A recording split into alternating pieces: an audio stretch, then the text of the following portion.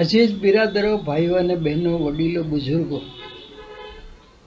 ગુજરાતી ભાષામાં કુરાનિક અરબી શીખવાના આ 64મા એપિસોડમાં આપનું સ્વાગત છે. વેલકમ, ખુશ આમદીદ. ગયા એપિસોડથી આપણે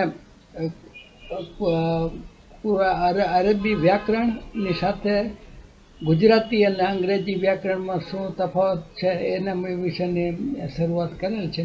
ગયા એપિસોડમાં આપણે નામ, સર્વનામ, વિશેષણ અને અવયયો એના વિશે વાત કરી હતી.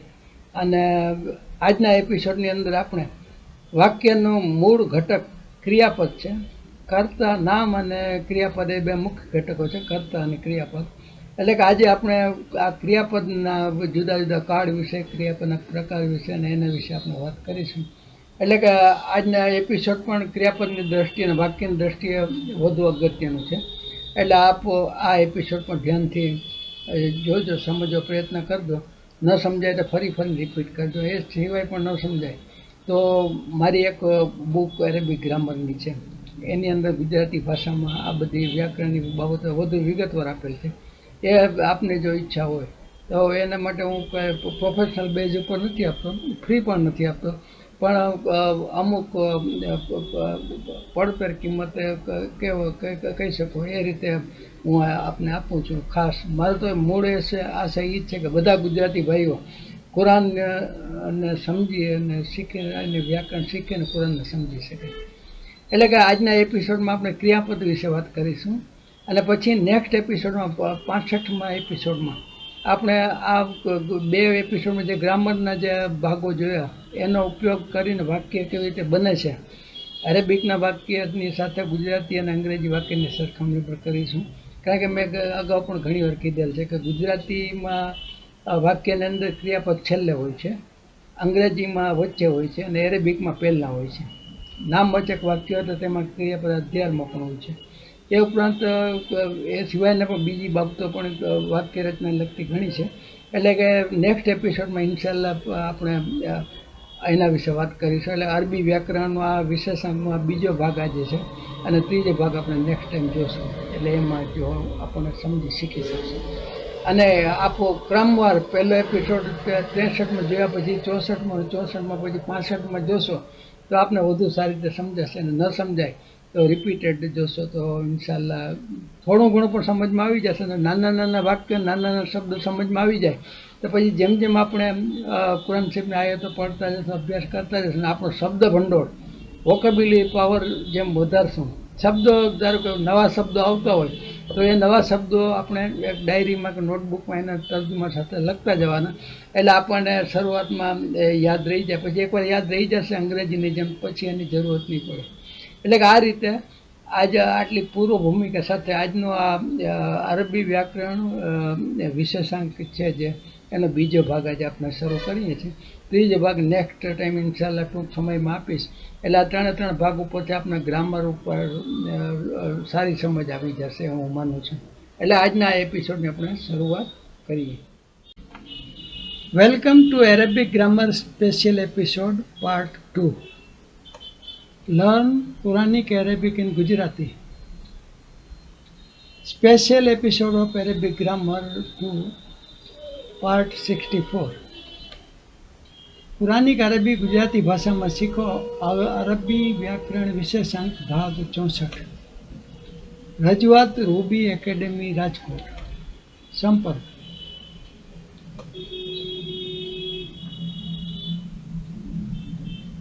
Differences between Arabic and Gujarati grammar. Arabic grammar part 2. Arabic grammar special episode. અરબી વ્યાકરણમાળા વિશેષ ગ્રામર વિશેષાંક ભાગ 2. અરબી અને ગુજરાતી ભાષાના વ્યાકરણમાં તફાવત. રજૂઆત રૂબી એકેડેમી. બિસ્મિલ્લાહિર રહમાનિર રહીમ. આ એપિસોડની અંદર આપણે એરેબિક ગ્રામર પાર્ટ 2માં ક્રિયાપદો એટલે કે વર્બ્સ, આની અંદર ક્રિયાપદના પ્રકાર અને ક્રિયાપદને લગતી બાબતોનું આપણે ચર્ચા કરીશું. બીજું ટેન્સીસ ઓફ વર્બ એટલે ક્રિયાપદના કાળ. આની એરેબિકમાં અને ગુજરાતીમાં ક્રિયાપદના કાળમાં શું તફાવત છે તે. કાળની અંદર આપણે ભૂતકાળ, વર્તમાન કાળ અને ભવિષ્યકાળ એ 3 મુખ્ય કાળની વાત કરીશું. સાથે સાથે ચાલુ ભૂતકાળ, પૂર્ણ વર્તમાન કાળ અને પૂર્ણ ભૂતકાળની બાબતો વિશે પણ જે એરેબિકમાં કઈ રીતે હોય છે તેની પણ આપણે ચર્ચા કરીશું. એટલે આજના એપિસોડની આપણે શરૂઆત ક્રિયાપદોથી કરીએ. ક્રિયાપદ એટલે કે વર્બ્સ, એરેબિકની અંદર ફાલ અથવા અલ ફાલ. દરેક ભાષાની અંદર ક્રિયાપદ એ મુખ્ય ઘટક છે અને સમયને અનુલક્ષીને જે પણ વાત કહેવાની હોય તે વાત અથવા તો તે કાર્ય ક્રિયાપદ વગર સમજાવવું અથવા વર્ણવવું મુશ્કેલ છે. એટલે કે ક્રિયાપદ વગર વાક્ય શક્ય નથી.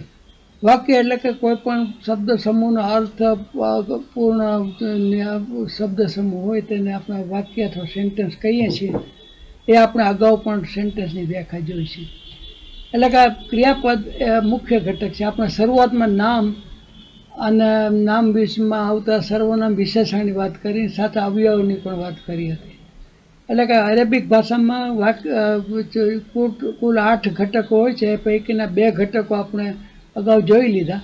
ત્રીજું ઘટક ક્રિયાપદ આ એપિસોડમાં જોશું અને હવે પછીના એપિસોડમાં આ બધા ભાગો આપણે જે ચર્ચા કરી તેનો ઉપયોગ કરી અને વાક્ય રચના કેવી રીતે કરવી અને કુરાન શરીફમાં આયતો અથવા તો વાક્યો કેવી રીતે બને છે અથવા હોય છે તેની આપણે વાત આના પછીના નેક્સ્ટ એપિસોડમાં કરીશું.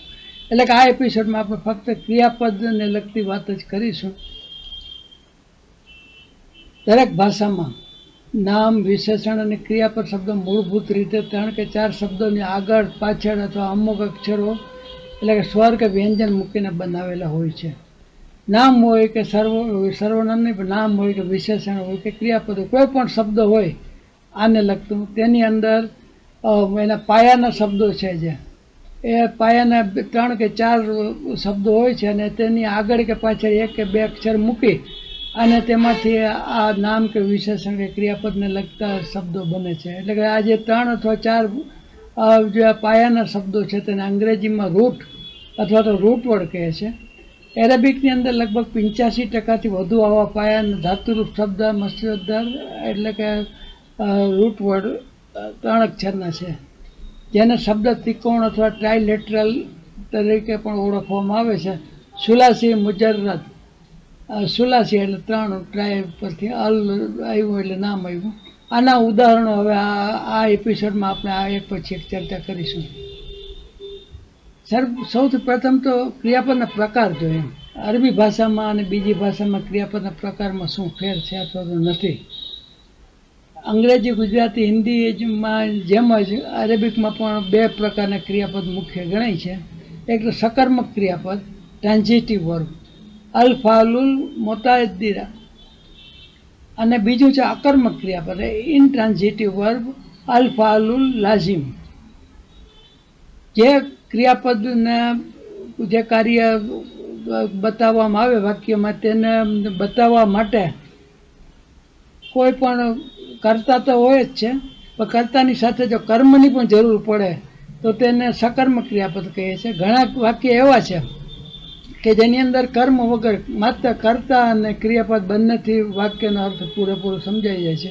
દાખલા તરીકે હું જમું છું, હું લખું છું, હું નિશાળે જાઉં છું અથવા તો આ મારું ઘર છે. આ કંઈ પણ હોય કે એમાં જો ક્રિયાપદની અંદર કર્મ આવતો હોય તો સકર્મક અને ક્રિયાપદમાંની સાથે વાક્યમાં કર્મ ન આવતો તો અકર્મ. તો એ બે યાદ રાખવા અને થોડી વિગતથી જોઈ લઈએ.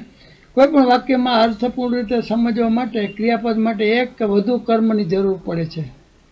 તેવા ક્રિયાપદને સકર્મક ક્રિયાપદ કહે છે. 1 થી વધુ કર્મ એટલા માટે કે એક કર્મ જે હોય ક્રિયા જેને ઉપર થતી હોય તે ડાયરેક્ટ થતી હોય અને બીજું કર્મ બીજું નામ પણ એવું હોય છે કે જે ડાયરેક્ટ નહીં પણ ઇનડાયરેક્ટ કર્મ અથવા તો ઓબ્જેક્ટ તરીકે જરૂર પડે છે તો કામ કરે છે. દાખલા તરીકે દાદીમાં બાળકોને વાર્તા કહે છે. દાદીમાં કહે છે એટલે એ તો કરતા થયું. વાર્તા અને બાળકોને વાર્તા છે એ કહે છે ક્રિયાપદ સાથે ડાયરેક્ટ સંકળાયેલું છે એટલે એને ડાયરેક્ટ ઓબ્જેક્ટ કહેવાય. અને બાળકોને છે એ વાર્તા બાળકોને કહે છે એટલે બાળકો છે ઇનડાયરેક્ટ ઓબ્જેક્ટ તરીકે અથવા આડકતરા કર્મ તરીકે તેને આપણે ગુજરાતીમાં ઓળખીએ છીએ. ટૂંકમાં એક અથવા તો વધુ કર્મ વાક્યમાં હોઈ શકે, જે આપણે વાક્યની ચર્ચા ઉપર નેક્સ્ટ એપિસોડમાં પણ જોઈશું. દાખલા તરીકે લખવું, ટુ રાઇટ, જેને કતબ, મેં અગાઉ પણ ગયા એપિસોડમાં વાત કરી હતી કે ક્રિયાપદના લખવું એ ગુજરાતીમાં મૂળ ક્રિયાપદ છે. ટુ આગળ આવે તો એ ટુ રાઇટ એ પણ મૂળ ક્રિયાપદ હોય, પણ એરેબિકની અંદર મૂળ ક્રિયાપદની અંદર પેલું ઓલું કર્મ કોઈ જાતની કાર્ય થતું નથી, એટલે તેને નામ તરીકે જ ગણવામાં આવે છે. પણ એરેબિકની અંદર મૂળ ક્રિયાપદ માટે ત્રીજો પુરુષ એક વચન અને ભૂતકાળનું રૂપ એ અને મૂળ ક્રિયાપદ અથવા ઇન્ફિનિટિવ તરીકે ગણવામાં, આપણે આગળ ફરીથી સમજાવીશ. કતબ એટલે તેણે લખ્યું, મૂળ ક્રિયાપદ તરીકે લખવું થાય, પણ અહીંયા આપણે કતબ ભૂતકાળનું રૂપ છે, તેને માટે પહેલો પુરુષ જે વાત કહેતો હોય, બીજો પુરુષ જે વાત સાંભળતો હોય, અને ત્રીજો પુરુષ જેને માટે વાત થતી હોય ગેરહાજર હોય તે, આ ત્રીજો પુરુષને એક જ વ્યક્તિ એક વચન અને તેને કતબ એટલે કે તેણે લખ્યું. વિદ્યાર્થીએ પત્ર લખ્યો, ગુજરાતીમાં છે. અંગ્રેજીમાં the student wrote a letter, લખ્યો છે ભૂતકાળ છે, અહીંયા પણ ભૂતકાળ છે. એટલે કે કતબ વિદ્યાર્થી છે એક વચન છે, અને ત્રીજો પુરુષ લખ્યો, ત્રીજો પુરુષ એક વચન છે અને ભૂતકાળ છે.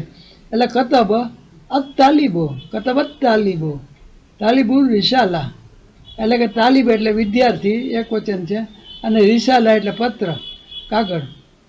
અહીં પત્ર એટલે કે રિસાલા છે એ લેટર છે, એ ક્રિયાપદ લખ્યો જે ક્રિયાપદ છે તેનું સીધું કર્મ છે. આ ક્રિયાપદનું ડાયરેક્ટ કર્મ તરીકે આ છે, અને આ તો કર્તા તરીકે છે. આ બીજી એક પણ વસ્તુ આપણે ગયા વખતે કરી હતી કે વિભક્તિમાં જોયું હતું કે એરેબિકની અંદર આ જે ત્રણ ઝેર જબર અથવા પેશ નામની ઉપર આવે છે, તેના ઉપરથી આપણે એ નામ છે વાક્યમાં કર્તા તરીકે છે, કર્મ તરીકે છે કે ક્રિયાપદ તરીકે, તેનો આપણને ખબર પડે છે. તેના સ્થાન કદાચ આગળ પાછળ હોઈ શકે. એરેબિક ભાષામાં પહેલાં નામ આવે, પહેલું ક્રિયાપદ આવે, પછી ક્રિયા કરનાર આવે. જો શું કે નામ આવે તો સર્વનામ પણ આવે. ધારો કતબ બોલાય સરનામ, કતબ ના હોય, કતબ તું હોય તો એ તું કે તમે કે અમે, આમાં સર્વનામ આવી જાય છે. પણ અહીંયા ત્રીજો પુરુષ એક વચન છે, એટલે ત્રીજા પુરુષમાં સાથે નામ પણ આવશે. કર્તા ક્રિયાપદ છે, આ કર્તા થયું, અને કરતા હોય તો એની નિશાની ઉપર પેશ હોય. અને આ રિસાલા, રિસાલામાં રિસાલતા અથવા તો રિસાલામાં છેલ્લે ઉપર જબર આવે.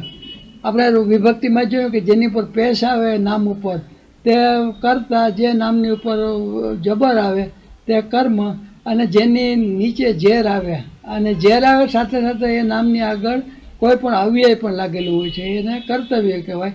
એટલે કે ક્રિયાપદને લગતું અથવા સંબંધવાચક કોઈ પણ નામ હોય તો તે કર્તવ્યવાચક વિભક્તિમાં આવતું હોય છે. એટલે કે અહીંયા આ રિસાલા છે એ કર્મ છે ડાયરેક્ટ આનું. હવે અકર્મક ક્રિયાપદ જોઈએ. અકર્મક ક્રિયાપદને તેનો અર્થ પૂર્ણ કરવા માટે કોઈ કાર્યની જરૂરત રહેતી નથી. અહીં ધારો કે કતબત તાલીબ, એટલે કે વિદ્યાર્થીએ લખ્યો, વિદ્યાર્થીએ લખ્યો એ વાક્યનો પૂરેપૂરો અર્થ સમજાતો નથી. વિદ્યાર્થીએ લખ્યો તો શું લખ્યું, કોને લખ્યો, કે કેમ લખ્યો, કે એ કંઈ પણ આપણા આની અંદર સ્પષ્ટ થતું નથી.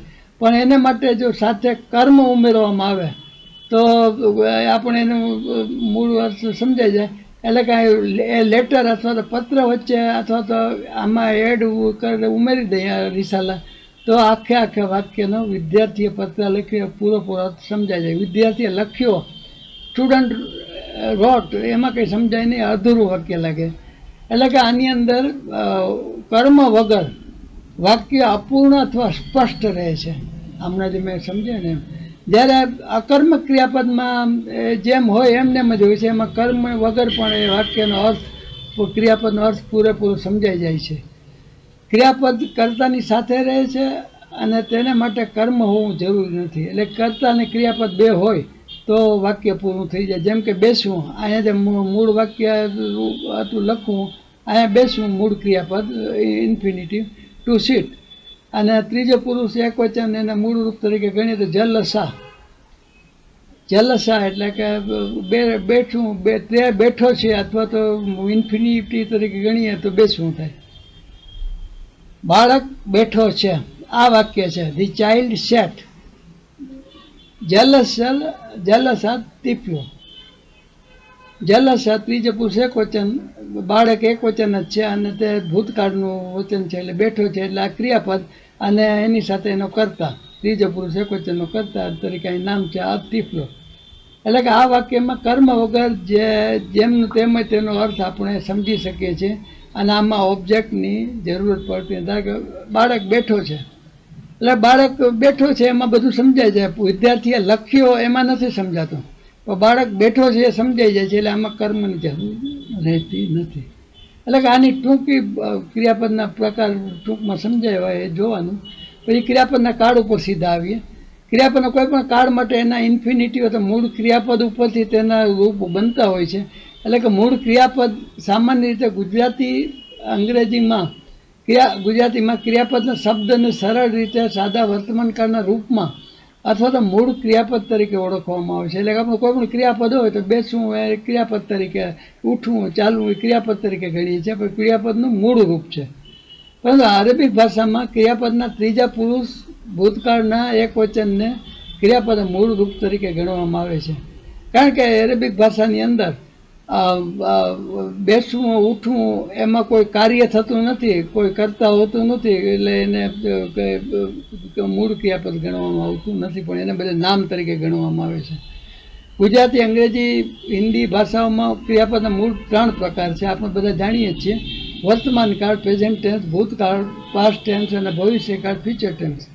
અને આ દરેકના પાછા 3 મળીને કુલ 9 કાળ છે. એટલે કે simple present tense, continuous present tense ને કમ્પ્લીટ પરફેક્ટ પ્રેઝન્ટ ટેન્સ. એ રીતે ભૂતકાળ, એવી રીતે ભવિષ્યકાળ. પરંતુ એરેબિક ભાષાની અંદર ક્રિયાપદના 2 જ કાળ છે, ક્રિયા થઈ કે નથી થઈ તેને અનુલક્ષીને. ધારો કે પહેલો કાળ છે પૂર્ણ અથવા પરફેક્ટ, અલ માઝી, એટલે કે વાત અથવા રેફરન્સ વખતે ક્રિયા પૂરી થઈ ગઈ હોય છે, જેને આપણે ભૂતકાળ એટલે કે પાસ્ટ ટેન્સ કહીએ છીએ. એટલે ક્રિયા પૂરી થઈ ગઈ હોય ગમે ત્યારે એની વાત થતી હોય તો તે ભૂતકાળ. અને અપૂર્ણ ઇમ્પરફેક્ટ અલ મુદારા, એટલે કે પૂરી ન થઈ હોય તેવી ક્રિયાનું ક્રિયાપદ અપૂર્ણ, જે આપણે વર્તમાન કાળ અને ભૂતકાળ પણ હોઈ શકે. આ ઉપરાંત અરેબિકમાં ચાલુ ભૂતકાળ અને પૂર્ણ ભૂતકાળ અને પૂર્ણ વર્તમાન કાળ વગેરેના પણ રૂપ જોવા મળે છે. તેની પણ આપણે સાથે સાથે ટૂંકમાં ચર્ચા કરી લઈશું. સૌથી પહેલાં ભૂતકાળ જોઈએ. Basic verb in past tense. પાયાના ક્રિયાપદો સામાન્ય રીતે 3 ધાતુરૂપ વ્યંજનને આગળ પાછળ અન્ય અક્ષરો લગાવીને નવા ક્રિયાપદ બને છે. મેં હમણાં શરૂઆતમાં વાત કરી તેમ ક્રિયાપદ માટે પણ ધાતુરૂપ 3 કે 4 મૂળ અક્ષરો હોય છે.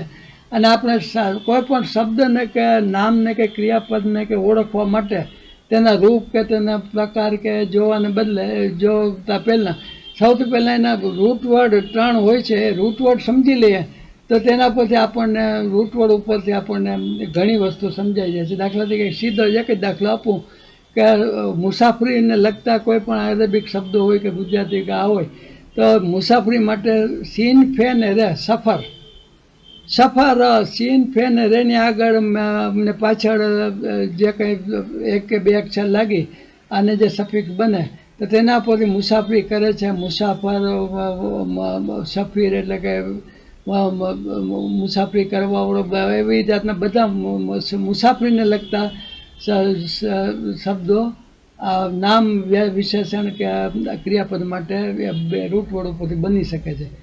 અહીં વાક્યમાં આપણે હું, તું, તમે, અમે વગેરે ઉમેરવાની જરૂર રહેતી નથી, કારણ કે ક્રિયાપદનો છેલ્લો અક્ષર તે દર્શાવી આપે છે.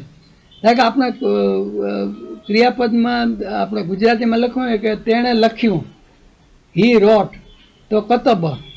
જ્યારે કે હી અને રોટ 2 શબ્દ આવ્યા, તેણે લખ્યું 2 શબ્દો આવ્યા. જ્યારે એરેબિકમાં કતબ ત્રીજા પુરુષ એક વચન ભૂતકાળનું રૂપ આવ્યું તો તેની અંદર તેણે અને લખ્યું ભૂતકાળમાં એ બંને શબ્દો સમાઈ જાય છે. એટલે કે એમાં જે કરતા હોય છે એ ગર્ભિત હોય છે.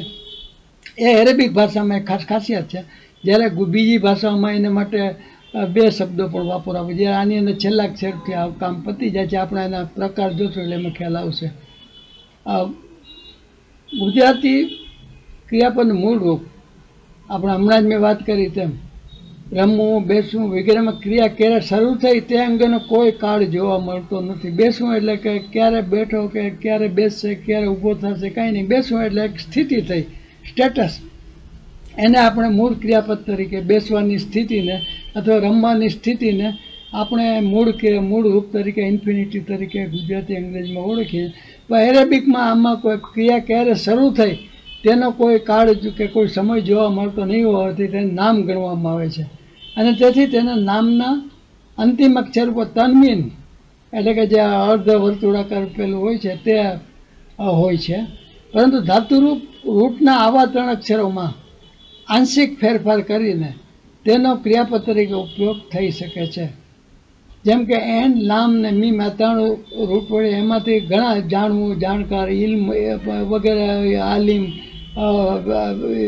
જાણે છે, જાણતો હતો, જાણશે, એ બધું એન, લામ ને મીમને આગળ પાછળ અમુક અક્ષર કે શબ્દો ગોઠવીને બનાવી શકાય છે. અને એનું સાદામાં સાદું ત્રીજા પુરુષ એક વચનનું રૂપ આલેમાં. અહીંયા ત્રણેય ઉપર મોટે ભાગે ઝેર જ આવે છે, પણ કેટલાક ઉપર નીચે પહેલાં ત્રણેયમાં જબર જ આવે છે, તો કેટલાકમાં નીચે ઝેર પણ આવે છે. ધારો કે શરેબા એટલે પીધું, તેણે પીધું એમ કહ્યું શરેબા, એવી રીતે આલીમાં. કતાબામાં 3 જબર જ આવે છે, મોટે ભાગે 3 જબર આવે છે, પણ ક્યારેક વચ્ચેમાં ઝેર પણ આવે છે. એટલે અલ્લામાં એટલે જ્ઞાન થયું, તેણે જાણી લીધું. અરબીમાં ક્રિયાપદના ત્રીજો પુરુષ એકવચનના રૂપને સામાન્ય રીતે મૂળ રૂપ ગણવામાં આવે છે. મેં હમણાં જ વાત કરી તેમ. હવે એરેબિક ભાષામાં ભૂતકાળનું રૂપ બનાવવું બહુ સહેલું છે. આટલી પૂર્વ ભૂમિકા ઉપરથી હું તમને આગળ જણાવું તો બહુ સહેલું એટલા માટે છે કે કોઈ પણ કાર્યના મૂળભૂત અક્ષરોના છેલ્લા અક્ષર ઉપર, મૂળભૂત અક્ષર એટલે રૂટ વર્ડના છેલ્લા અક્ષર ઉપર અર્ધ વર્તુળની નિશાની એટલે કે જજમત સુકૂન મૂકીને તેની પાછળ તેને જાતિ અને વચન મુજબ આગળ ઉપર કોઠામાં જણાવેલા 1 કે 2 અક્ષરમાં પ્રત્યે લખવાથી તે જાતિ અને વચનનું ક્રિયાપદનું રૂપ બની જશે. એટલે કે ધારો કે છેલ્લો અક્ષર છે આમાં અલેમાં અથવા કતબા, કતબમાં આમાં છેલ્લે જે જબર આવે છે જબરને બદલે જજમત સુકૂન એટલે કે ગોળાકાર, અર્ધ ગોળાકાર મૂકી દઈએ. એનો અર્થ એ થયો કે આ શબ્દ છે, આ અક્ષર છે એના પછીના અક્ષર જે કંઈ જોડવામાં આવે તેની સાથે જોડાઈ જશે. આગળ જોઈએ આના એક્ઝામ્પલ ઉપરથી. ધારો કે આપણે ફા, તા ને હા, ફાતા હા એ 3 રૂટવર્ડ ગણીએ. અને સર્વનામના આપણે સર્વનામનો પહેલો પુરુષ, બીજો પુરુષ અને ત્રીજો પુરુષ, એવી રીતે પહેલો પુરુષમાં અને આ ત્રણેયની અંદર એક વચન અને બહુવચન, અને ત્રણેયમાં સ્ત્રીવાચક અને પુરુષવાચક, એમ થઈને 3 3 9 પહેલાં આ સર્વનામના પહેલાં બનશે. એટલે પહેલો સર્વનામ પહેલો પુરુષ હું, જેના સાદા સર્વનામ તરીકે આના કહીએ છીએ. હું એટલે આના. આ આના શબ્દ છે એ કોઈ પણ ઓલાની ક્રિયાપદ કે રૂટવર્ડ સાથે જોડાશે એની ખાસ યાદ રાખવાનું. અને કોઈ પણ ક્રિયાના રૂટવર્ડ ઉપરથી એનું ક્રિયાપદ બનાવવાની ભૂતકાળ એટલે કે મેં કોઈ પણ કાર્ય કર્યું એવું જો કહેવું હોય તો ફતહ એટલે ખોલવું, આ ખોલવાનું કાર્ય છે મેં કર્યું એમ કહેવું હોય તો ફતહમાં છેલ્લા હા ઉપરનો જે જબર છે એને જજમમાં ફેરવીને એની પાછળ તે પેશ તો લગાડવાનું.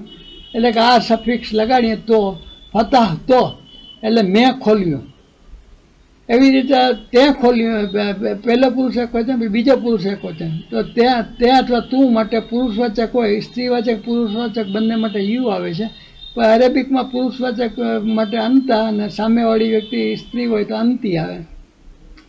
એવી રીતે અંતાને છેલ્લે તા આવે છે એ અહીંયા પણ તા લાગશે, અને તી આવે છે પણ અહીંયા પણ તી લાગી જશે. આ યાદ રાખવાનું, અંત અને અંતી. પેશ, જબર અને ઝેર આ 3 યાદ રાખવાના પહેલા પુરુષ માટે. એટલા માટે 3 એક વચન, પહેલો પુરુષ, ત્રીજો પુરુષ, પછી બહુવચન 3 લીધા છે. એટલે કે આમાં જબર આવ્યું એટલે ફતહ હા તો 3 રહેશે, એમાં હા છે એની પાછળના ત સાથે મળી જશે. ફતહ તા, તે ખોલ્યું. પુરુષ હોય, સામેવાળો છોકરો માણસ હોય તો એને કે ત્યાં ખોલ્યું, તમે ખોલ્યું, એક વચનમાં હોય તો ફતહ તા. તે સ્ત્રીવાચક હોય તો અંતિ, તેને માટે તે જેલ લાગશે ફતહ તી.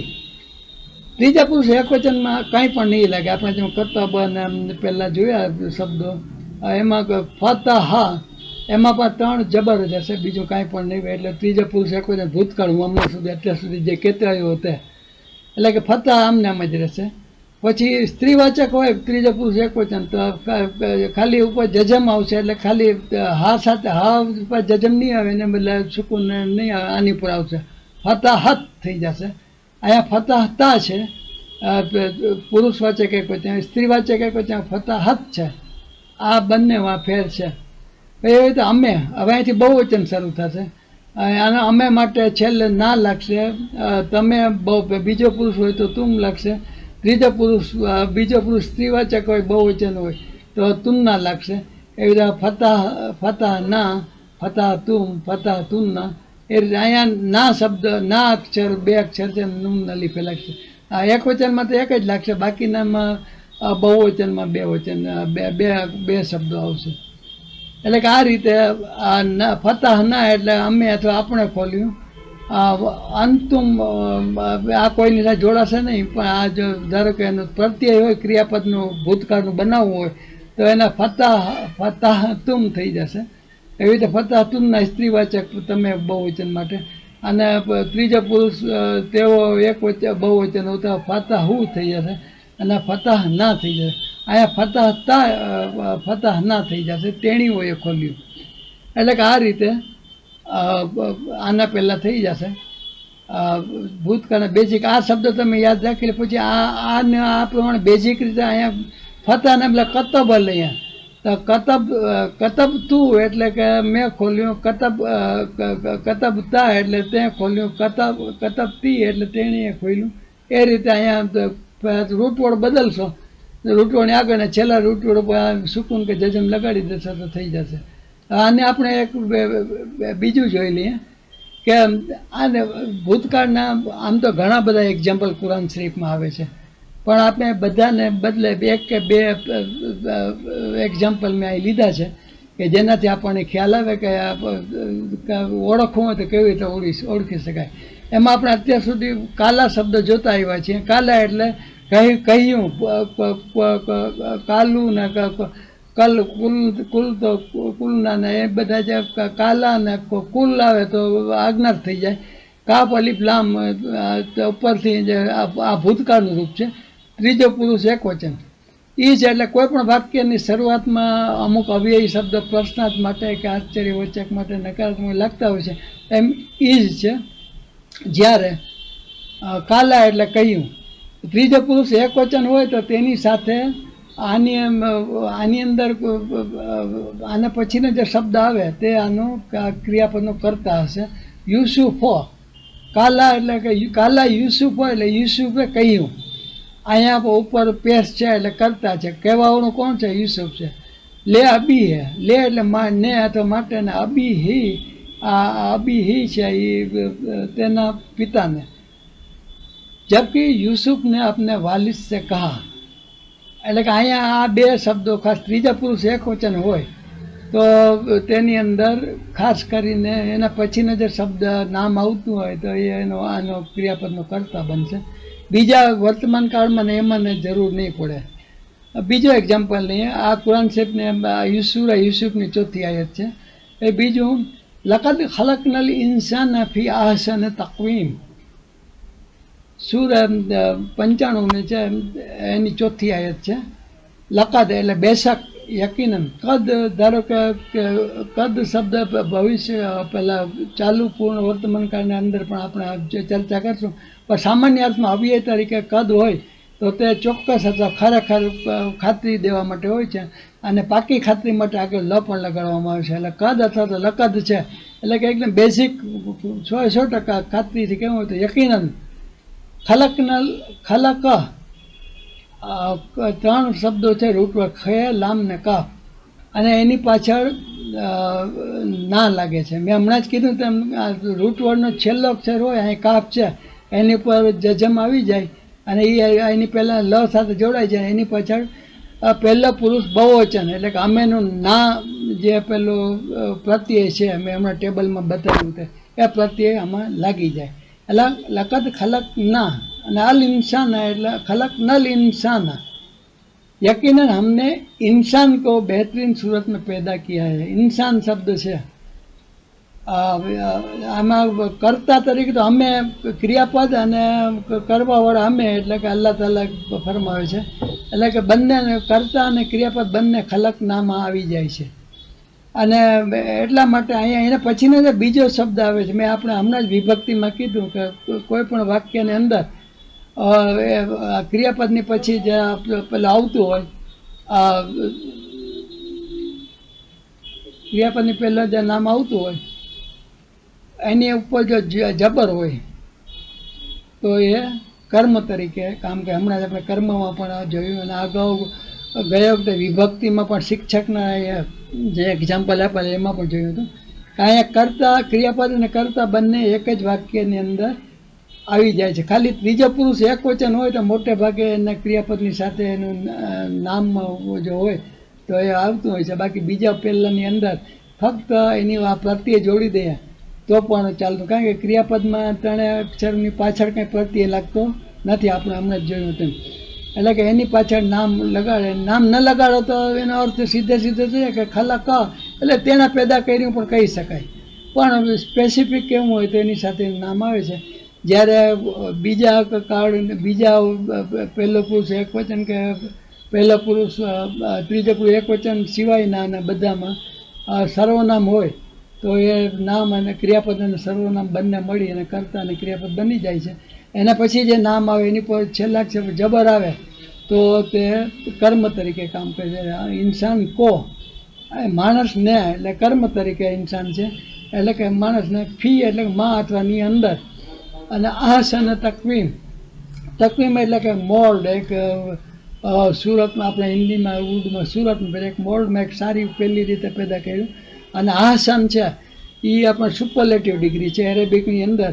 આપણે જેમ ગુડ, બેટર અને બેસ્ટ એમ રીતે આવે છે, એમાં બેટર અને બેસ્ટ બંને કમ્પેરેટિવ સુપરલેટિવ ડિગ્રી છે એ બંને એક જ હોય છે. અને હસીન ઉપરથી હુસ્ન ઉપરથી આહસન, જમીલ ઉપરથી અજમલ, અકબર, કબીર ઉપરથી અકબર, એ રીતે હસન ઉપરથી હસીન ઉપરથી આહસન શબ્દ એટલે કે સુપરલેટિવ બેહતર એટલે વધુ સારી સુરતમાં પેદા કરેલ છે.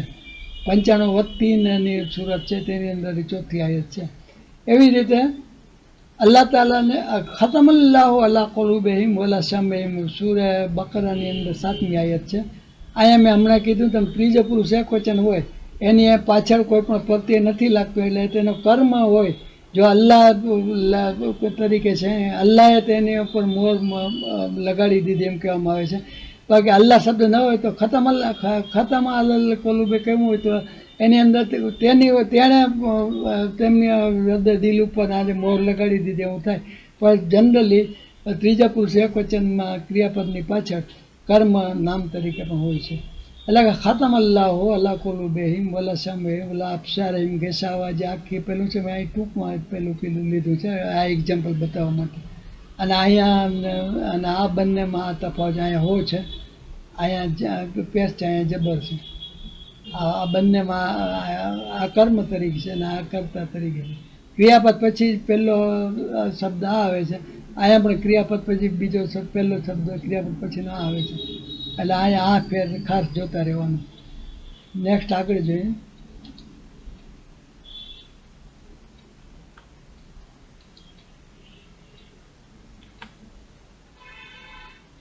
મેં હમણાં જે આ ભૂતકાળ પછી આપણે મેં વાત કરી, ભૂતકાળના બીજા 3 રૂપ પણ અરેબિક ભાષામાં હોય છે જે આપણે ઝડપથી જોઈ લે. એમાં એક હોય છે પૂર્ણ વર્તમાન કાળ, આપણે પહેલાંમાં તો અંગ્રેજી ગુજરાતીમાં હોય છે કમ્પ્લીટ પ્રેઝન્ટ ટેન્સ. એના પર આપણને સમજાઈ જાય કે થોડાક સમય પહેલાં જ ક્રિયા થઈ હશે. અલ માજી કરીબ, કરીબ એટલે નજીક, નજીકનો ભૂતકાળ. અંગ્રેજી ગુજરાત જે ક્રિયા વર્તમાન કાળમાં શરૂ થઈ પરંતુ હજી પૂરી ન થઈ હોય તો તેને પૂર્ણ વર્તમાન કાળ કમ્પ્લીટ પ્રેઝન્ટ ટેન્સ કહે છે. આપણે બધા સારી રીતે જાણીએ છીએ.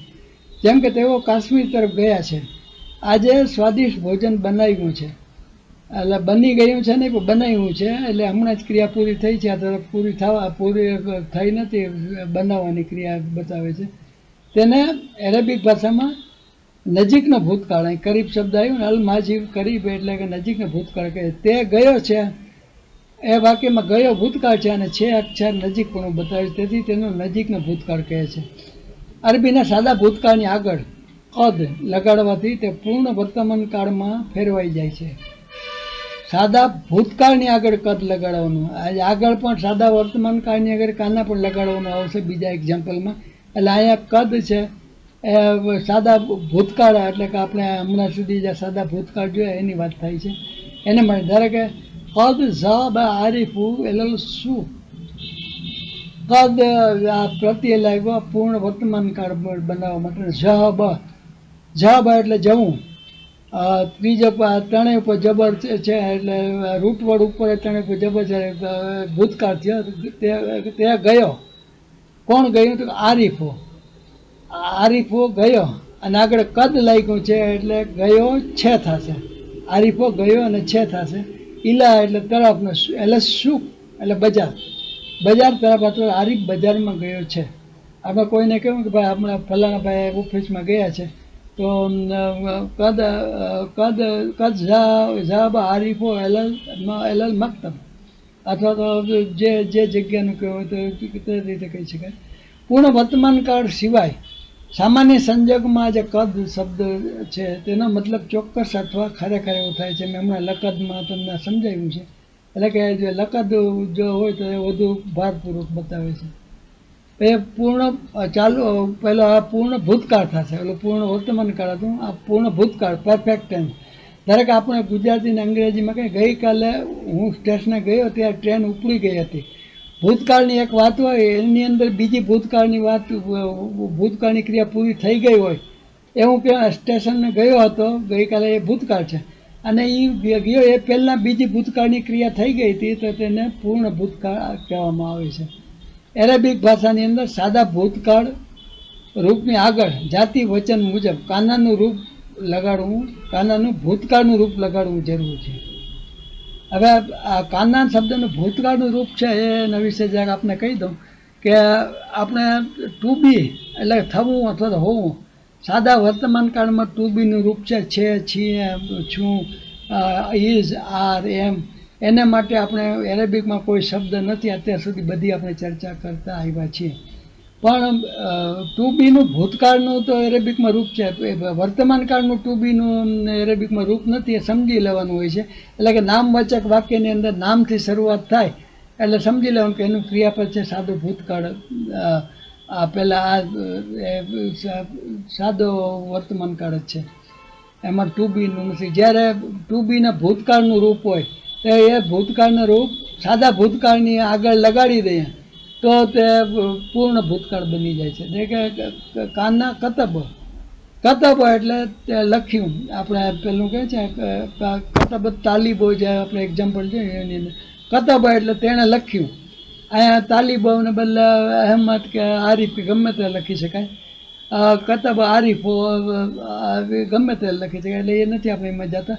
તો આગળ કાના શબ્દ લઈ ગયું એટલે તેણે લખી લીધું હતું. કાના આગળ લગાડીને કતબ એટલે તેણે લખ્યું, પણ તેણે કાના શબ્દ આવ્યો હતો કતબની આગળ તેણે લખી લીધું હતું, તો તેણે લખ્યું હતું. તેણે જમી લીધું હતું, તે સ્કૂલે ગયો હતો, તે સ્કૂલે ચાલ્યો ગયો હતો. જેમ આપણે એવા શબ્દો કહેવા હોય તો એના ક્રિયાપદની આગળ કાના શબ્દ લગાડવાનું હોય છે. જાજી આમાં આપણે બહુ ચર્ચા નથી કરતા, આપ બધા સારી રીતે સમજી શકો છો. ત્રીજો ક્રિયાપદનું ભૂતકાળનું રૂપ છે ચાલુ ભૂતકાળ, કન્ટિન્યુઅસ પ્રેઝન્ટ ટેન્સ. અલ માજીઉલ ઇસ્તમરાયા, કોઈ ક્રિયા ભૂતકાળમાં ચાલતી હતી તે બતાવવા માટે કાળ વપરાય. અહીંયા ભૂતકાળમાં ક્રિયા પૂરી થઈ ગઈ હતી અને અહીંયા ભૂતકાળમાં ક્રિયા ચાલુ હતી તે બતાવવા માટે આ ક્રિયા. હવે આની અંદર કાના શબ્દ છે, કાનાનું ભૂતકાળનું રૂપ છે, એ સાદા ભૂતકાળની આગળ લગાડ્યું. જ્યાં ચાલુ ભૂતકાળમાં એ ચાલુ વર્તમાન કાળની આગળ લગાડવાનું હોય છે. એટલે વર્તમાન કાળના આપણે જોશું, આના પછી ડિટેલમાં ચર્ચા કરીએ. પણ તક તોબો, કોઈ પણ ક્રિયાપદ આ ત્રીજો પુરુષ એકવચનની અંદર આગળ તા લાગે અને એની પછી પહેલો રૂપવર્ણ પહેલો ક્ષણ જોડાઈ જાય તો એ વર્તમાન કાળનું રૂપ થઈ ગયું. તે લખે છે, તપ તોબો એટલે તે લખે છે, તો વર્તમાન કાળથી. એની આગળ કાના લાગે તો કાના તકતો બહુ હોય તો તે લખતો હતો, તે લખે છે અને કાના લાગ્યો તો તે લખતો હતો. બરાબર સમજાઈ જશે. અહીંયા કાનાની આગળ ભૂતકાળનું રૂપ હોય તો પૂર્ણ ભૂતકાળ બને, ચાલુ ભૂતકાળ કરવું હોય તો અહીં સાદો વર્તમાન કાળ, અહીં સાદો ભૂતકાળ. આ ખાસ યાદ રાખો, ફરીથી એકવાર નિરાતે જોઈ લેજો. હવે જાતિના વચન મુજબ મેં હમણાં કાનાની વાત કરી, ભૂતકાળના રૂપ ટુ બીના વર્તમાન કાળના રૂપમાં તે જરૂર નથી પડતી, અરેબિકમાં નથી હોતા, પણ આની અંદર ભૂતકાળના રૂપ હોય છે. એટલે અહીં નીચેથી લીધું છે. પહેલા પુરુષ એક વચનમાં બંને માટે કોમન હોય છે. આ પહેલા પુરુષ માટે કુંતો, કનતા અને કુન્ના. એવી રીતે બીજા પુરુષમાં સ્ત્રીવાચક હોય તો કુંતી, અહીંયા પેશ આવ્યું, અહીંયા ઝેર આવ્યું ને જબર આવ્યું. આપણે પહેલાંની અંદર જે ભૂતકાળમાં જે વાત કરી હતી, ઊંધું લીધું તો પેશ આવ્યું હતું, પછી જબર આવ્યું હતું, ઝેર આવ્યું હતું, એ જ આગળ કુમની આગળ લાગશે એટલે એક વચન થઈ જશે. અને એ રીતે અહીંયા દ્વિવચનમાં ને એ રીતે અહીંયા બહુવચનમાં. અહીંયા કુંતુમ તો આપણે પહેલાંમાં છે જ બહુવચનમાં, પણ બીજા પુરુષમાં પુરુષવાચકમાં કુંતુમ ને કુંતુમના એને જ રહેશે. પહેલા પુરુષ ત્રીજા પુરુષમાં બદલી જશે. એટલે કે આનો એકવાર આ ટેબલનો પણ ફરીથી ભૂતકાળનો અભ્યાસ કરી લેજો. આવા કાના ને કુંતુમ ને કુન્ના શબ્દો પુરાણ શિલ્પમાં આવતા હોય તો એ જો આ કાના છે ભૂતકાળના રૂપની આગળ આવે તો તે પૂર્ણ ભૂતકાળ થાય, અને આ કાના શબ્દ સાદા વર્તમાન કાળની આગળ આવે તો તે ચાલુ ભૂતકાળ થાય. એ યાદ રાખવાનું. આગળ જઈએ. અપૂર્ણ ક્રિયાપદો આપણે મેં સરળ વાત કરી તેમ વર્તમાન કાળ અને ભવિષ્યકાળ બંને આમાં આવી જાય છે. ઇનપરફેક્ટ વર્બની અંદર પહેલાં આપણે વર્તમાન કાળ જોઈએ. અરબીમાં અપૂર્ણ કાળમાં વર્તમાન કાળ અને ભવિષ્યકાળ સમાવેશ થાય છે. પ્રથમ વર્તમાન કાળ છે આપણે ગુજરાતી, અંગ્રેજી, હિન્દીમાં, જેમાં કોઈ કાર્ય કે ક્રિયા સામાન્યપણે ચાલતી હોય તેને વર્તમાન કાળ એટલે કે સાદો વર્તમાન કાળ કહેવામાં આવે છે. આપણે પેટામાં ચાલુ વર્તમાન કાળ, પૂર્ણ વર્તમાન કાળ એમાં બહુ ચર્ચામાં નહીં પડી. બીજું ભૂતકાળ વિશે જોયું કે કોઈ આપણે અગાઉ ચર્ચા કરી હતી રૂટવર્ડની, કે તેમાં રૂટવર્ડની પાછળ ક્રિયા કરનાર કર્તાની નામ, જાતિ કે વચન મુજબ અરબીના એરાબ સાથે એક કે બે શબ્દો જેમાં તા હતું, તુમ હતું, ના હતું ને વા હતું એ લગાડવાથી તેનું ભૂતકાળનું રૂપ બને છે. આપણે આગળ જ જોયું હતું પહેલો પુરુષ બહુવચનમાં ના શબ્દ આવે, તે પેશ આવે, તે જબર આવે, તે તેર આવે, તે ઝેર આવે, એવી રીતે તુમ આવે બહુવચનમાં. અહીંયા ત્રણ બહુવચનમાં છે અને આ એક વચનમાં છે. એટલે કે એ રીતે કોઈ પણ ના આવે તો ત્રીજો પુરુષ એક વચન. ઝેરની સાથે આપણે ચર્ચા કરીએ. એકવાર પાછું ભૂતકાળનું ટેબલ જોવું હોય તો જોઈ લેજો. હું આમાં અત્યારે આપણે ટાઈમ નહીં બગાડી. તો તેનું ભૂતકાળનું રૂપ બને છે, આપણે હમણાં જ ચર્ચા કરી છે. પરંતુ વર્તમાન કાળના રૂપ બનાવવા માટે રૂટવર્ડની આગળ અને પાછળ બંને ઠેકાણે પ્રતિના રૂપો અમુક અક્ષરો જેને પ્રીફિક્સ આગળ લાગે તો પ્રીફિક્સ અને અંગ્રેજીમાં પાછળ લાગે તો સફિક્સ કહે છે તે લાગે છે, જ્યાં આપણે આગળ ઉપર જોઈશું. એટલે કે આની અંદર પાછળ જ એક કે બે અક્ષર લાગતા હોય છે ભૂતકાળમાં, જ્યારે વર્તમાન કાળમાં આગળ ને પાછળ બંનેમાં લાગતા હોય છે. આમાં પણ આપણે રૂટવર્ડ તરીકે ફતહને જ લઈએ. અના, અંતા, અંતિ આ બધા સર્વનામ છે, સાદા મુક્ત સર્વનામ છે. આપણે જે સર્વનામની વ્યાખ્યામાં જોયું કે જોડેલા સર્વનામ ને મુક્ત સર્વનામ બંને હોય છે. આ કોઈની સાથે જોડાતા નથી. જ્યારે આને વર્તમાન કાળ બનાવવું હોય તો રૂટવર્ડની આગળ પહેલાં શરૂઆતમાં આ પ્રત્યય લાગે છે અને એની પાછળ કાં તો કાંઈ પણ ન લાગે અથવા તો આ પ્રત્યય લાગે છે. બહુવચનમાં ખાસ કરીને આ પ્રત્યય લાગે છે. એક વચનમાં અહીં સુધી પહેલો પુરુષ એક વચન, બીજો પુરુષ એક વચન સ્ત્રીવાચક, ત્રીજો પુરુષ એક વચન, ત્રીજો પુરુષ સ્ત્રીવાચક, અહીં સુધી એક વચનમાં યન લાગે છે, એ સિવાય ક્યાંય લાગતું નથી. એટલે કે આ પહેલાં શું લાગે છે એ શબ્દ તમને ખ્યાલ હોય તો તમને રૂટવર્ડની આગળ આ કયો અક્ષર લાગે છે તેના પછી તમે એક ક્રિયાપદ કે નામ કોનું છે તો એ ક્રિયાપદ કયું છે, શું છે, આ રૂટવર્ડ ઉપરથી આપણે કહીએ ક્રિયાપદ શું કાર્ય કર્યું એ આપણે ખબર પડી શકે. દાખલા તરીકે ફતહ રૂટવર્ડની ઉપર આગળ અલીફ હમજા લાગે અને અફતાહ, અફતાહ અહીંયા પણ છેલ્લે જોડાઈ જશે. એવી રીતે તફતાહો, અહીંયા હું ખોલું છું, આ વર્તમાન કાળ છે, હું ખોલું છું. આ પછી તફતાહ, તિફ્તેન, તફતાહના, તફતાહના આ બધા તમે એકવાર ફરીથી જોઈ લેજો. અને જેવી રીતે ભૂતકાળની અંદર આગળ પ્રત્યે પાછળ લખતા હતા એમ આની અંદર આગળ પણ અમુક પ્રત્યે લાગે છે ને પાછળ પણ લાગે છે. આની અંદર એક બીજી વાત કરીએ, આપણે અરેબિક સર્વનામની વાત કરી હતી, તેની અંદર સર્વનામના પ્રત્યય જોયા હતા. એ સર્વનામના પ્રત્યયો અને આ ક્રિયાપદના હમણાં જે ભૂતકાળને વર્તમાનકાળ જે પ્રત્યયો બનાવ્યા એ બંનેને એકબીજા સાથે કંઈ સંબંધ નથી, કારણ કે આ પ્રત્યય આખા જુદા જ છે. એટલે કે આપણે ધારો કે આપણે જોઈએ અગાઉથી પેલું તમને ફરીથી અન્ના નાહનો અંતા અંતે અંતુમ આ બધા જે પ્રત્યય હમણાં આપણે ટેબલમાં પણ જોયા એ સર્વનામના મુક્ત ડિટેચ પ્રોનાઉન છે. એટલે કે હું, તું, તમે, અમે અથવા આપણે એ બધા માટે આ લાગે છે. અને અહીંયા એના ગુજરાતી પણ બતાવ્યા છે, પહેલો પુરુષ બહુ એકવચન બહુવચન. આમાં બીજો દ્વિવચન પણ આમાં બતાવ્યું છે, પણ અમુકમાં નથી બતાવ્યા. દ્વિવચનની બહુ ઓછી જરૂર પડે છે. પણ આ જોડાયેલા સર્વનામ પ્રત્યયો છે. ત્યારે મેં વાત કરી હતી કે આ સર્વનામ પ્રત્યયો ક્રિયાપદ સાથે પણ જોડાય છે, કર્મ નામ સાથે પણ જોડાય છે અને અવ્યય સાથે પણ જોડાય છે. બધાને એક્ઝામ્પલ પણ આપ્યા હતા. અને ત્યારે નામ સાથે જોડાતા પ્રત્યયની આપણે વાત કરીએ, પ્રત્યય બધા કોમન જ રહીએ છે. અહીંયા યા છે, પહેલાં ના છે, આ છે. પણ ક્રિયાપદની અંદર આ પ્રત્યયો ક્રિયાપદનો કાળ બનાવવા માટે નથી વપરાતા, પણ આ પ્રત્યયો ખાસ યાદ રાખી લેવાનું કે આ પ્રત્યયો ક્રિયાપદની છેડે સર્વનામ બતાવવા માટે સર્વનામના પ્રત્યય તરીકે આ ઉપર આમ કિતાબની પછી કિતાબી આવ્યું તો મારી ચોપડી, એવી રીતે કોઈ ક્રિયાપદની પાછળ યા કે ના આવે તો અમે, મેં અથવા તો અમે કે તે આ એક ક્રિયા કરી એમ સમજવાનું. એટલે કે અહીંયા આ એક્ઝામ્પલ આ નામની પાછળ છે, એવી રીતે ક્રિયાપદની પાછળ પણ આવે તો એ સર્વનામ તરીકે આ પ્રત્યયો આવતા હોય છે. એ ખાસ યાદ રાખવાનું. એટલે કે એટલા માટે આ ટેબલ ફરીથી બતાવ્યું છે. અને બીજી આને એક્ઝામ્પલ જોઈને બે ત્રણ, ધારો કે ઇન્ના અન્ઝલના હો કુરઆનન અરબિયન લઅલ્લકુમ તાકિલૂન. ઇન્ના બેશક અમે, અન્ઝલના હો, અન્ઝલના આ ના શબ્દ આવ્યો એટલે કે અન્ઝલના એટલે કે અમે ઉતાર્યું, અને હો શબ્દ આવ્યો મેં હમણાં કીધું તેમ સર્વનામ તરીકે કર્તાના સર્વનામના પ્રત્યય તરીકે હું આવશે. અહીંયા નૂન ને અલીફ ખડી અલીફ છે, એટલે ના શબ્દ છે એ ક્રિયાપદમાં કર્તા તરીકે અમે ઉતાર્યું.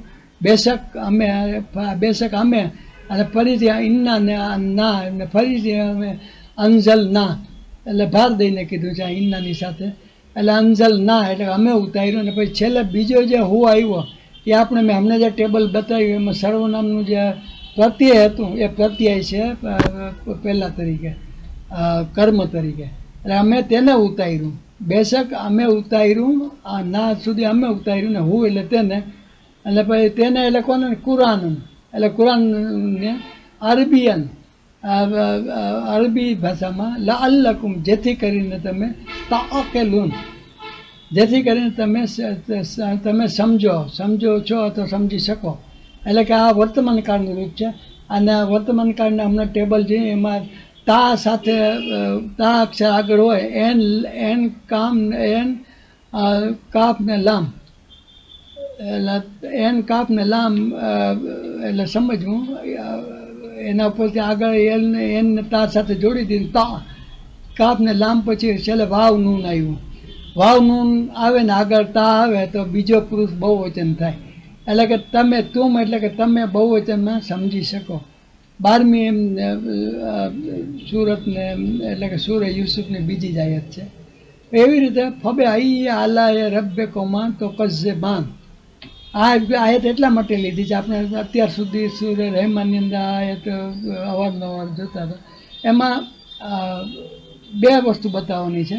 એક તો રબ્બે કોમા, રબ્બે કા એટલે તારો રબ, રબ્બે કુમ એટલે તમારો રૂપ. આમે રબ્બે કોમા, અહીંયા કોમા શબ્દ જે છે પેલું એ કાપ કે કુમને બદલે પેલો એકવચન બહુવચનને બદલે આ દ્વિવચનમાં છે. એટલે કોમા કોઈ પણ વસ્તુનું દ્વિવચનનો પેલો સર્વનામ પ્રત્યે બતાવવું હોય તો એને કોમા શબ્દ લાગે છે. અને અહીંયા જે આખી જે સૂરે રહેમાન છે એ ઇન્સાન અને જીન બંને માટે છે. એટલે તમે બંને તમારા બંનેના રબ એમ થશે. રબ્બે કોમ હોય તો તમારા રબ થાય, પણ અહીંયા રબ્બે કોમા છે એટલે તમારા બંનેના. રબ્બે કા હોય તો રબ્બે તો તારા એકના થાય. આ ખાસ સમજી લેજો. દ્વિવચન નો કોમાનું પ્રત્યય છે કા ને કુમને બદલે. ને તો કશે બાન અહીંયા પણ તો શબ્દ આવ્યો અને અહીંયા વાવ નૂનને બદલે આને ખડી આવ્યું એટલે દ્વિવચનમાં આ વર્તમાન કાળ છે એ દ્વિવચનમાં તમે બંને ખોટી ઠેરવો છો અથવા તો ખોટી ઠેરવશો. આ તર્જુમામાં એ રીતે બતાવે છે. પર્સ તમે તરીકે આવે છે એટલે કે આ દ્વિવચનમાં અહીંયા બહુવચન, આ તાકલુનું ત્રીજો પુરુષ બહુવચન છે, અહીંયા ત્રીજો પુરુષ દ્વિવચન થશે. નેક્સ્ટ આગળ જોઈએ. પછી ભવિષ્યકાળ લઈએ. ભવિષ્યકાળની વાત કરીએ. ઇમ્પરફેક્ટ ટેન્સીસમાં બે આવે છે, વર્તમાન કાળ અને ભવિષ્યકાળ. અલ મુસ્તકબિલ. અરબીમાં ભવિષ્યકાળ બોલવા માટે કોઈ અપૂર્ણ ક્રિયાપદનો ઉપયોગ થાય છે, જેમાં ઘણીવાર વર્તમાન શબ્દની આગળ વર્તમાન કાળનો સમય ભવિષ્ય સૂચક સીન અથવા સોપા ઉમેરવામાં આવે છે. જહાબો ન જહાબો એલા મુતાફે આલિયોમ. આલિયોમ એટલે આજે મ્યુઝિયમમાં અમે જઈશું, જઈએ છીએ એને બદલે જઈશું થશે. આ લઆબો પછી યલાબો. યલાબો અહેમદ દ્વિવચનમાં આવશે. અહેમદો તાનિસમાં નાદિયા. આગળ સોફા લઈ ગયું એટલે કે અહેમદ નાદિયા સાથે ટેનિસ રમશે અથવા રમવા જશે. એટલે કે આ રીતે વર્તમાન કાળને આગળ લગાડી દો એટલે બંને વર્તમાન કાળનું તો રૂપ તો યાદ રાખવા જ પડે. એની પર આ શબ્દ આ બેમાંથી કોઈ લગાડો. કુરાનશરીફની અંદર પણ આવા એક્ઝામ્પલ્સ આપણને ઘણા જોવા મળે છે. અરબી ભાષાની એક ખાસિયત આપણે જોઈ, એ સાથે એક બીજી ખાસિયત પણ જોઈ ને કે બોલતી વખતે કોઈ ક્રિયા ચાલુ હોય અથવા તે વખતે કોઈ ભાવિ બનાવી બોલવામાં આવતું હોય તો તેને વર્તમાન સમય માટે પણ વાક્યની સાથે અમુક પ્રત્યય લગાડીને ભવિષ્યની ક્રિયાને વર્તમાન સમયમાં બોલી શકાય છે. જેમ કે કોઈ ક્રિયા પદની આગળ અન લગાડીને તે બાબતને ભવિષ્ય બતાવી શકાય છે. અન ઇન્ના, ઘણા શબ્દો આમાં અરેબિકમાં 2-3 શબ્દો છે જેની આપણને એના તફાવતની જાણકારી હોવી જોઈએ. દાખલા તરીકે જોઈએ ઉરીદો અન અઝહબા એલા મિસ્ર ફિલ આમિલ કદીમ.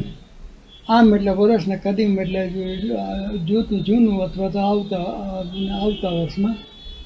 ઉરીદ ઈરાદા આપણે જેમ કે ઓરી પેલું આવે છે ઈરાદો કરીએ છીએ એના આલિફ રામ ને રે ને દાર યા ઉપરથી આના પરથી ઉપર આલિફ લગાડો એટલે પહેલો પુરુષ એકવચન થઈ જાય, છેલ્લે પેશ આવે. આપણે વર્તમાન કાળના પહેલામાં જોયું તેમ.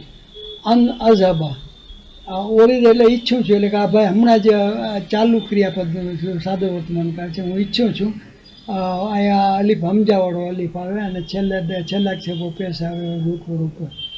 અન શબ્દ અઝહબા, આમાં પણ આગળ અલીફ આવ્યો અને ઝહબા એની સાથે જોડાઈ ગયું એટલે કે છેલ્લે કાંઈ નથી આગળ અન આવ્યું એટલે કે વર્તમાન કાળનું પેલું રૂપને આગળ અન લગાડ્યું એટલે કે ભવિષ્યને ક્રિયાને અત્યારે આપણે બતાવે છે એમ દેખાશે. ઝહબા એટલે કે ભૂતકાળ થઈ ગયું અને અઝહબા એટલે જાઉં છું થયું, પણ આગળ અન લાગ્યું એટલે કે ભવિષ્યકાળ થઈ જાય. જઈશ વર્તમાન કાળમાં જો ભૂતકાળની કોઈ ક્રિયા બતાવી હોય તો એના વર્તમાન કાળના જે ક્રિયા બતાવી એના વર્તમાન કાળની આગળ જ અન લગાડવામાં આવે છે. જો વર્તમાન કાળ બોલવામાં કોઈ શરતી ક્રિયાપદ હોય, શરતી હોય એટલે કે એવું સમજવામાં કે ક્રિયા ભવિષ્યમાં પણ થશે તો તે વર્તમાન કાળને ક્રિયાપદના શબ્દની આગળ ઇન લગાડવામાં આવે છે. આપણે ઘણી વાર બોલીએ તો છે ઇન્શા અલ્લાહ. શાહ અલ્લાહ એટલે અલ્લાહ ઈચ્છે છે, ચાલ સાદો વર્તમાન કાળ થયો, પણ અહીંયા ઇન શબ્દ આવ્યો એટલે કે ભવિષ્યકાળની ભવિષ્યમાં આ વાત ચાલુ હશે એમ બતાવવામાં આવે છે. એટલે ઇન શબ્દ છે એ વર્તમાન કાળની શાહ અલ્લાહ એટલે અલ્લાહ ઈચ્છે છે થાય છે, આ ક્રિયાપદ છે અને આ એનું કરતા અલ્લાહ તરીકે છે અને એની આગળ ઇન લાગ્યું એટલે કે આ વર્તમાન કાળ છે એ ભવિષ્યકાળની ક્રિયા તરીકે અહીં બતાવે છે. હમણાં જે આ વાત કરી એ પ્રમાણે જ્યાં ફરીથી એકવાર આ સમજી લેશો આ ઈન શું કામ લગાડ્યું ને અહીંયા શું આન કઈ રીતે આવ્યું, ઈન ને આનમાં શું તફાવત છે, આ બે લીટી ફરીથી જોઈ લેશો તો ખ્યાલ આવી જશે. અહીં બીજી પણ એક ખાસ બાબત એ છે કે અન અને ઇનના એ બે શબ્દો એકબીજાથી બિલકુલ અલગ છે. ઇન અન અને ઇન્ના અરબી ભાષામાં કોઈ વાત ભારપૂર્વક કહે તો તેના નામની આગળ ઇન્ના લાગે છે. ઇન્નલ્લાહ મા સાબિરીન જેમ છે તેમ ઇન્નલ્લાહ મા, બેશક અલ્લાહ સાથે છે સબર કરવા વાળાની. એટલે કે ઇન્ના શબ્દ છે બેશક ઇન, આની પાછળ જો અલીફ આવે તો પાછળ નૂન આવી ગઈ, એની પાછળ ફરીથી અલીફ આવે તો ઇન્ના એટલે કે બેશક અમે, હું એ રીતે થાય, ના એટલે અમે.